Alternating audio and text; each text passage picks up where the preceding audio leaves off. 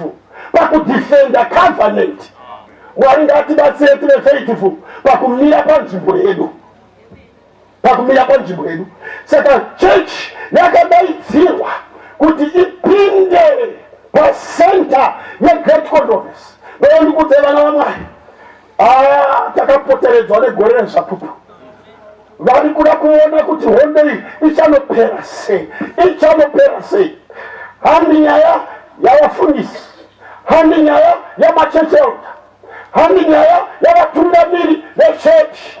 Jesu ari kuvimba newe, ari kuti here are they.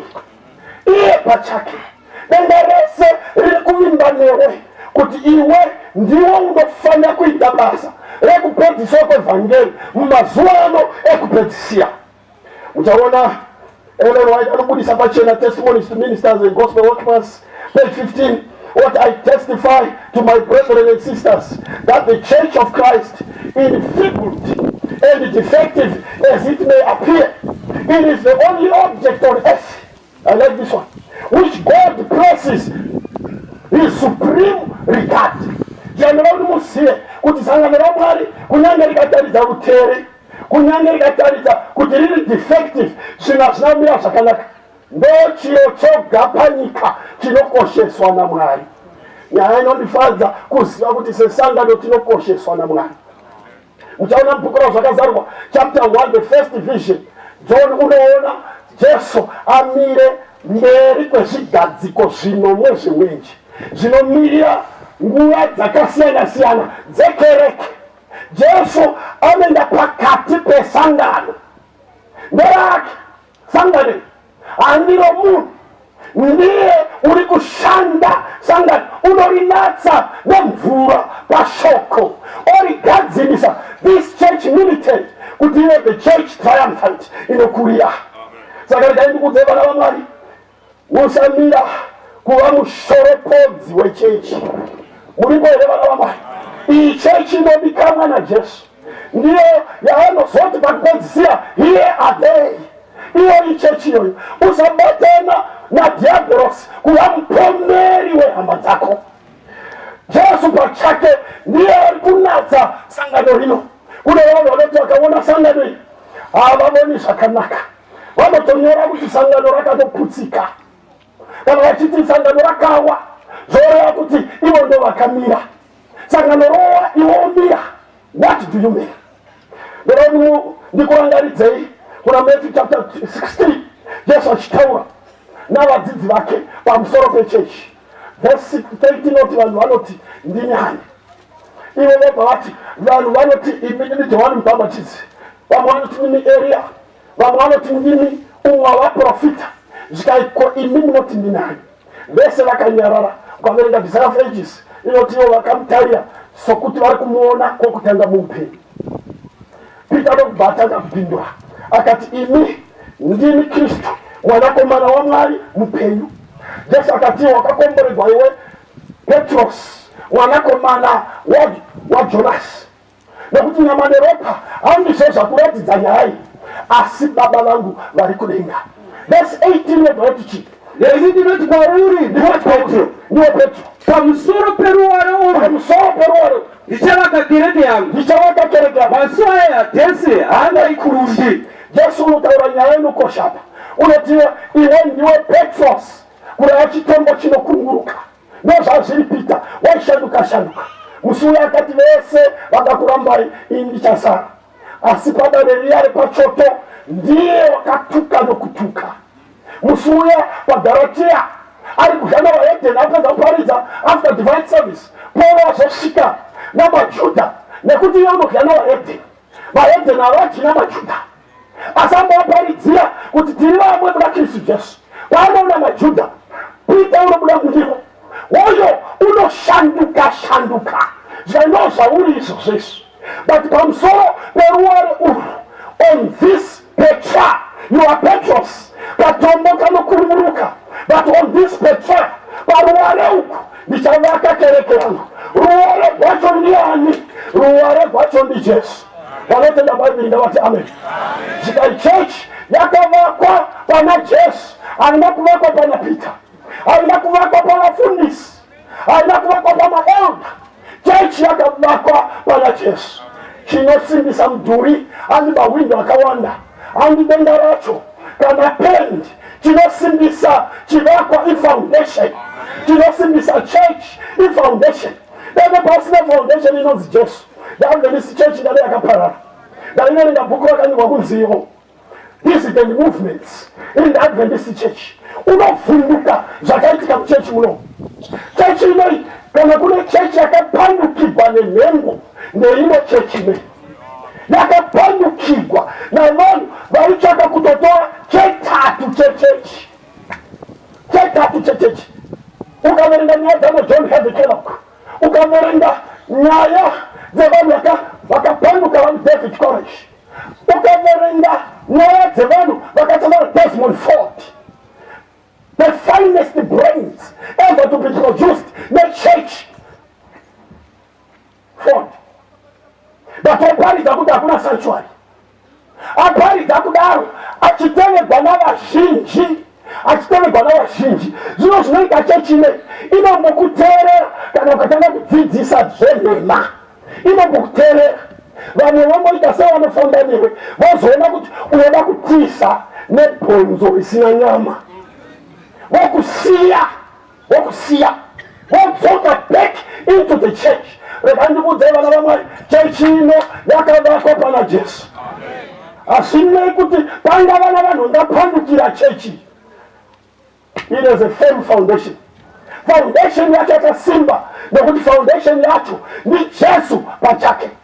Zvikaita pamusoro peruware ndichavaka kereke yangu, masuo eHedes haangaikundi, masuo eHedes haangaikundi. Saka ndoda kurangadzira vana vaMwari, musatyira chechi, musanyanya kutyira chechi. Jesu unotiwo masuo eHedes haakundi chechi.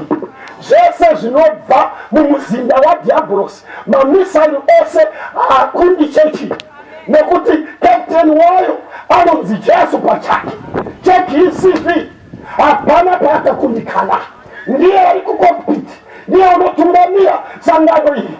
Vana vanhu vanoda kufira chechi, vanoita mapipi nechechi namastress nekusavata. Masatani unoti vata hope zvakanaka. Chechi ine muridzi wayo. Just sit, occupy your seat. Kucockpit kuna captain anonzi Jesu, ndiye shewa madzishe namambo wemadzimambo. Kuna vanhu vanoverenga naLucifer files votivo chechi yainfiltratwa yapindiwa namajesuits. Do you know the Jesu ndiani? Jesuit or no Jesuit, chechi ino is moving from faith to faith, from glory to glory. Inokurira vamwe vanotiwo chechi ino yapindwa nama33 decree mansions. Vagotaura zvinhu zvakawanda-wanda, vagotaura masaini akawanda-wanda, vagotsanangura zveuniform zvamalogo. Teerera iwewe, unoziva here kuti Jesu ndiani? Unofunga kuti Jesu unokundigwa nelogo? Unofunga kuti Jesu unokundigwa nesaini yemaoko? Unofunga kuti Jesu unokundigwa navanhu vane tai tsvuku? Chiiko chiri kukunetsa? Jesu atona matauro, ndiye ari kutiwo ndakavaka kereke yangu pafoundation iri Jesu Kristu. Masuo eHedes haangaikundi. Gates of hell shall never prevail against this church. This church is marching into Zion. Naye vachanotiwo chechi yeyi pakupedzisira Jesu atataura ichinopinda mufinal conflict. It will appear as if it's falling. Why it will appear? Why is nzira yayo to shake out sinners out of Zion? Why nzira yayo? Sezvinoita ngwena kana yodzidzisa vana kuswima, zvana zvese zvinobatira pamukwe. Ngwena yotanga kudzika ichienda pahwashishi hwedzira ichimanya charegedza chave chimupurwa. Ndozvichaita Jesu pakupedzisira. He is going to shake out sinners out of Zion. Ndozvaachaita. Chechi inoi unotiye panapo. Now, on this rock I will build my church. My church. Vaona vanoshandisa kuti church rinoreva kuti ecclesia, zvichireva Efeso, zvichireva chikepe chisina vanhu. Muripo here vana vaMwari? na mukataria mbaibi poletera pamusoro pechechi unoshandisa mararo netilaos zvichireva kuti vanhu. Saka ndoti muone chikepe navanhu vari mukati. Jesu chaari kutaura kuti ichi chikepe chinonosvika, ndochaari kuti iklesia zvenaos zvevanhu vari mukati, vanosarudza zvavanoda, kuteerera kana kusateerera, kubuda muchikepe kana kugaramo muchikepe. Saka unotio on this one. Saka ndoda timuzive kudai izvi kuti izvo kana vanhu vachitio chechi yaputsika vari kureva chikepe chacho, the ecclesia kana kuti the laos ndo vanochinja maitiro avo, ndo vanorasika, but chikepe ndicho chinoenda kumusha. Vanoda kurashika vanorashika vari vega. Ene watinotaura pana selected messages book 2 on page 390 there is no need to doubt. I love this one. To be fearful, kutya display ya Satan yeshombo chake musaka isos. There is no need to doubt and to be fearful that the work will not succeed, because God is going to carry the noble ship which bears the people of God safely into the port. My wife wanted about nyaya musiyana pamusoro peecclesia nenakuzaona kuita zvegiriki vatazviziva vakazviratidzwa zvinomweya mulipo here vana vamwari vakatiro chikepe chinonosvika.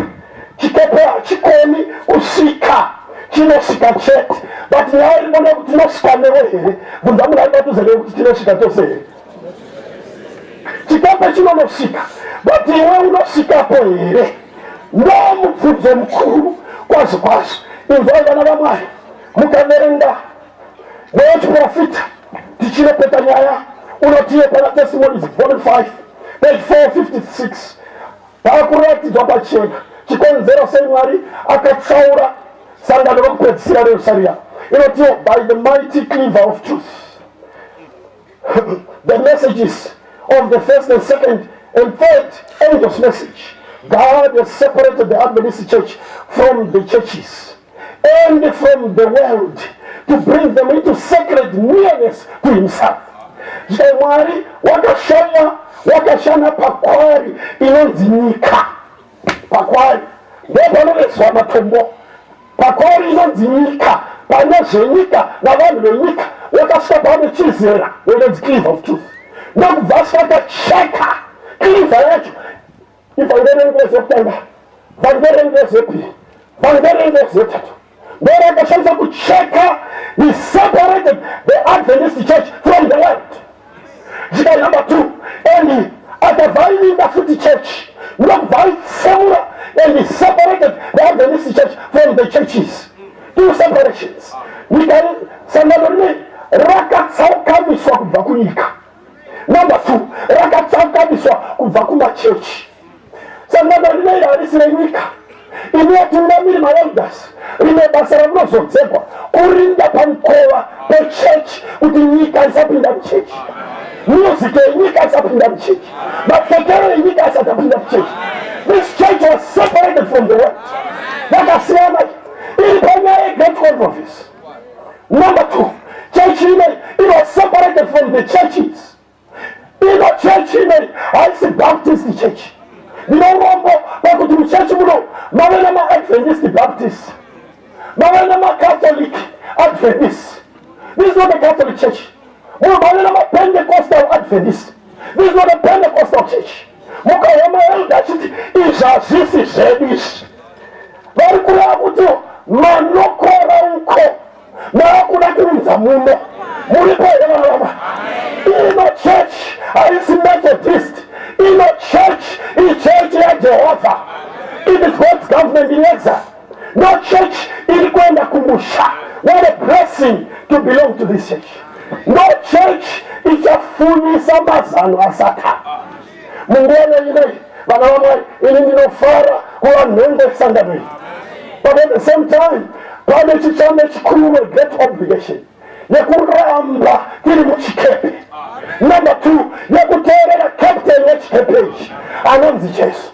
Ndokuti tigone kusvika. masikati ndoda kunamatana vana vamwari vanotive Mwari ndibetserei. Ndoda kuramba ndiri mumavoko aJesu, ndoda kuramba ndiri mumavoko, ndiri muchikepe ichi. Ndipei simba Mwari rekumirirana namasimba ose adhiabhorosi. Tichaironda nyaya yekuti hondo ichapira sei, but nyaya inokosha pano kupiwa simba rekugona kuramba takabatira pana Jesu. If that is your prayer, simuka toda kunamata newe, toda kunamata newe kuranda wa Mwari. Timwari agona kumira nesu, onamata kuti Mwari apedze appetite mangwa yezvenyika matiri. Onamata kuti Mwari apedze appetite mangwa yezvemamwe machechi matiri. Kuna vanhu vanoenda vonotarira zvoitwa nemamachechi, voda kuzvizuva izvozvo kuzvipinza muchechi. Onamata kuti Mwari atibetsere tizive kuti this church is peculiar, yakasiyana namamwe machechi ese. Chechi inoyi ndeyaMwari, iri kuenda kumusha. Chechi inoyi haiputsiki, angaputsika ndiwe neni. Iyo haiputsiki, iri kuenda kumusha. Sangano rinoti kudii? Ndozviri chechi inoyi, ndozviri chechi inoyi. Saka toda kunamata kuti Mwari atibetsere tirambe takabatira pana Jesu. We want to have a special prayer navanhu vari kuda kupinda muRemnant Church. Vakapinda muchikepe chinechi, vamwe vacho vasumuka mangwanani paya, nokuti musangano wakunosvika pakunopera mangwana kune baptism. Tinoramba tichidaidza vana vaMwari, hamufani kunyara kana kutya kufambira Jesu. Sangano roti kudii? Kana varipo vanotiwo ine ndoda kupinda in the Remnant Church budikidza nerubhabhatidzo, ndoda kupinda musangano raMwari riri kuenda kumusha. Zvimwe zvikepe zvose zvinoperera pazhiri, ichi chikepe ndochienda kumusha. Vanoda kuti Mwari vagamuchire vapinde muchikepe ichi. Vamwe vanyoresa mangwanani, tinoda kunamatirai kuti mupiwe simba rekumira padecision yedu. Sangano roti kudii? Nevamwe vanoda kutanda patsva vasina kunyorwa mazita avo vanouya, vanyorwa mazita vanouya zvakare. Toda kunamata nemi, toda kunamata nemi. Uyai apo vaimbi vanenge vachiimba just come to Jesus. Tova nenguva yokunyengetera. Chakumbira Pastor Butu kana vachipo, kana varipo kuno mberi vazonamatira vana vaMwari.